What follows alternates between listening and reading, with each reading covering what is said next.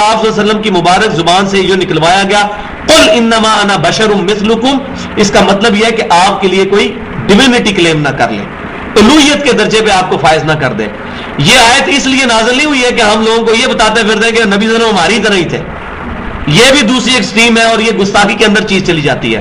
ورنہ بخاری اور مسلم کی وہ متفق علیہ حدیث ہے، جب نبی صلی اللہ علیہ وسلم نے وصال کے روزے رکھے تو صحابہ کرام علیہم رضوان نے وصال کے روزے رکھنے شروع کیے، کنزیکٹو روزے، بغیر افطار کیے، اگلا روزہ پھر اگلا روزہ. صحابہ کرام نے اس سنت کو پورا کرنے کی کوشش کی تو بے ہوش ہو گئے.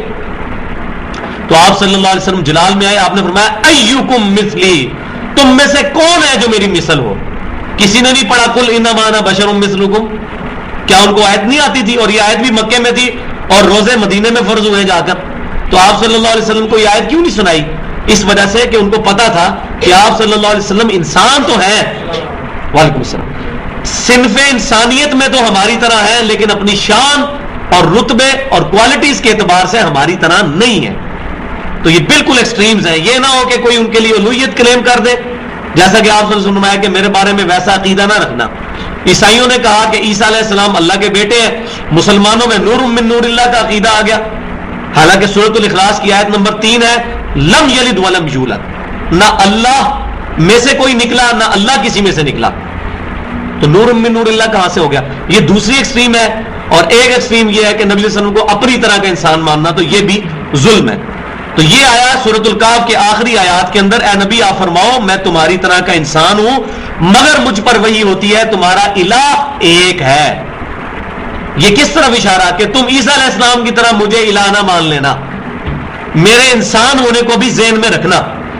اس کا ثبوت یہ آیت ہے سورۃ المائدہ میں، لقد کفر الذین قالوا ان اللہ ثالث ثلاثہ، 73 نمبر آیت.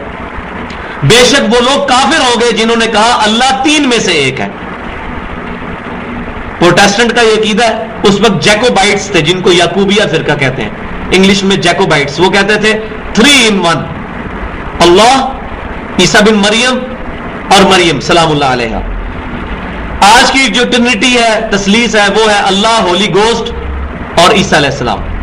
تو اللہ تعالیٰ فرماتا ہے کہ وہ لوگ کافر ہوئے جنہوں نے یہ کہا کہ اللہ 3 میں سے تیسرا ہے. وَمَا مِنْ إِلَٰهٍ إِلَّا إِلَٰهٌ وَاحِدٌ، اور نہیں ہے کوئی معبود سوائے اس اکیلے کے. یہ وہی بات ہے جو نبی صلی اللہ علیہ وسلم کے ساتھ کہی گئی، قُلْ إِنَّمَا أَنَا بَشَرٌ مِثْلُكُمْ، اور پھر فرمایا کہ تم فرماؤ میری طرف وہی ہوتی ہے تمہارا الہ ایک ہے.